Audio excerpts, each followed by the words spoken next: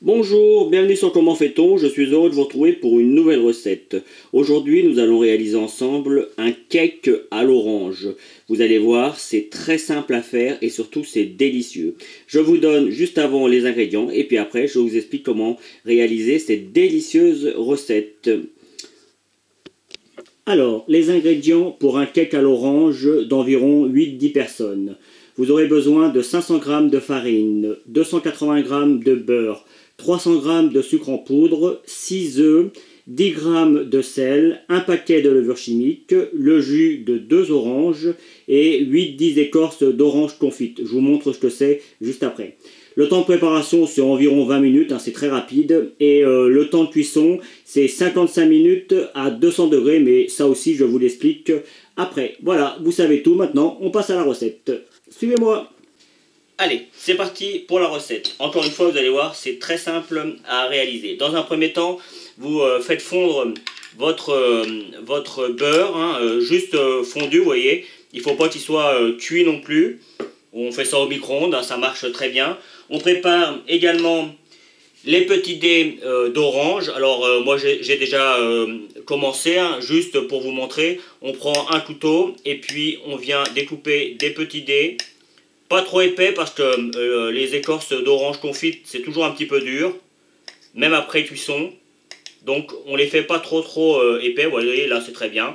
Donc ça, on prépare ça avant. Vous séparez les jaunes des blancs. Les blancs, on les met de côté quelques instants.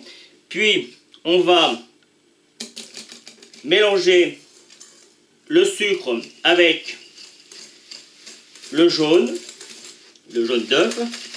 Et on va mélanger jusqu'à ce que ça commence à blanchir un petit peu. Mais là, comme il n'y a que les jaunes, ça va très vite. Ça blanchit très vite.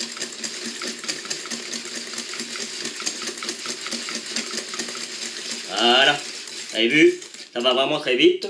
On y rajoute le sel. Hop. Alors, vous pouvez préchauffer le four à 180 degrés avant de commencer la recette, comme c'est quelque chose qui va quand même, qui est en préparation, qui est très rapide. Juste, ce que je n'ai pas dit, c'est que vous devez également faire en sorte de préparer le jus de 2 oranges. Vous les pressez, tout simplement. Alors, on va y rajouter maintenant le beurre. Alors, le beurre, on va y aller en plusieurs fois. Sinon, on va en mettre partout. C'est un petit peu gras. J'ai toujours un petit peu peur que ça glisse. Après, c'est du direct, Vous avez compris le principe. Hop, allez, c'est parti. On met tout. Hop, et on mélange là. Alors moi, je vais y aller tranquillement. Le mieux pour vous, c'est de le faire petit à petit si vous n'êtes pas habitué. Moi, j'ai quand même une certaine habitude, je dois dire. Voilà. Donc, ça va relativement vite. Là, il y a un petit truc des œufs. Je vais l'enlever, je ne sais pas très joli. Parfois, il y a ça dans les œufs, des petits... des petites pelures, comme on appelle ça chez nous. Voilà. On va maintenant rajouter, dans un premier temps, la levure. Hop. Et une partie de la farine. Alors, à partir de ce moment, moi je vais changer... Je vais prendre ma spatule, ça va être plus simple pour mélanger. Hop, je mets ça de côté. Je vais prendre ma maryse. Et puis vous voyez, au début comme ça, c'est un petit peu... on a l'impression que ça va pas aller vite. Mais plus on va mettre de farine, plus ça va devenir ferme. Donc c'est mieux. Après vous pouvez y aller avec votre fouet. Vous voyez, ça fait très bien la maryse. Une fois que la première partie est intégrée, on met une autre partie et on mélange jusqu'à ce qu'il n'y ait plus de farine. Je viens de finir de mélanger ma préparation. Maintenant, pour assouplir tout ça, on va y rajouter le jus d'orange. Alors pareil, vous allez voir au début, ça va être un petit peu bizarre à mélanger. Et puis plus on va y aller, plus ça va devenir souple. Vous voyez, on y va comme ça. Alors après, encore une fois, vous pouvez le faire avec votre fouet. Moi, je préfère le faire de cette manière. Alors, juste aussi, petite rectification, j'ai vraiment l'habitude de faire des recettes où c'est à 180 degrés. La majorité des recettes que je fais, c'est 180 degrés. Par contre, là, le four, il faut qu'il soit un petit peu plus chaud. J'ai dit 180 degrés tout à l'heure, et en fait, c'est 210. Donc, je rectifie, le four, il faut qu'il soit à 210 degrés. Alors, je vais prendre quelque chose d'un petit peu plus ferme pour mélanger. Une cuillère en bois. Voilà, je l'ai trouvé. C'est l'avantage de la vidéo, c'est qu'on peut couper quand on veut. On mélange parfaitement l'ensemble. Rappelez-vous que c'est un petit peu ferme, mais on va rajouter encore les blancs après, et ça reste un cake, hein. Donc là, c'est vraiment... La pâte est vraiment très très bien. On évite d'en mettre à côté comme moi j'ai pu le faire. On va maintenant rajouter nos petits dés d'orange confite. Et pour éviter qu'ils ne retombent au fond, pour qu'il y en ait bien partout, on va les imbiber un tout petit peu de farine. En fait, ça va éviter que ça retombe. Ils vont se coller à notre pâte. Et de cette manière, on n'en a pas beaucoup, hein. Là, le but, c'est vraiment d'en retrouver un ou deux par part. C'est pas d'en avoir partout dans le gâteau. Mais ça va donner un goût superbe au gâteau. Et hop, on mélange tout ça. Sans trop, là, sur le coup, parce que comme on va rajouter les blancs, on aura, ça va avoir le temps vraiment de bien se mélanger. Voilà. Donc là, pour l'instant, on laisse ça comme ça. On va maintenant battre nos blancs. Alors il y a de la farine un petit peu partout, mais là c'est normal quand on fait un cake, hein, en général, c'est toujours un petit peu comme ça. Donc pour les blancs, rien de difficile, hein. On prend un petit batteur, et c'est parti, jusqu'à ce que ce soit ferme, mais pas trop, hein. Une fois que nos blancs sont montés, vous voyez, je peux faire ça. Ça m'a pris environ 3 minutes, hein. Alors, surtout avec les blancs, une fois qu'on a commencé à battre, on n'arrête pas et on ne reprend pas. Il faut vraiment être sûr de la consistance. Et là, on peut le voir, hein, c'est ferme, on peut faire Mais vous voyez, si on commence à gratter un petit peu, ça reste très souple. Et c'est exactement ce qu'il faut. Il ne faut pas avoir quelque chose de trop dur, sinon on va avoir du mal à le mélanger. Alors, la première partie, elle n'est pas trop importante, donc on peut se permettre d'y aller un petit peu plus vite.